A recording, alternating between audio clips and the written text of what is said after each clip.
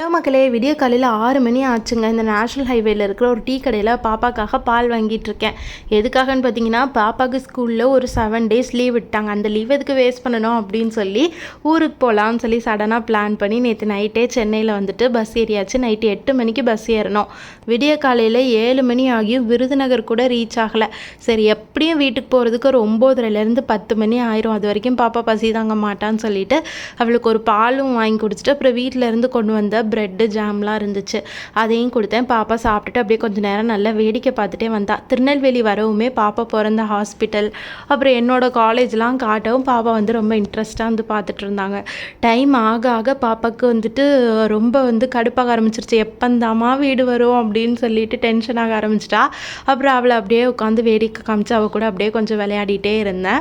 கரெக்டாக வீட்டுக்கிட்ட வந்தாச்சுடா, இப்போ இறங்கிடுவோன்னு சொல்லவும் ரொம்ப குஷியாயிட்டு ஜாலியாக டான்ஸ் ஆட ஆரம்பிச்சிட்டாங்க.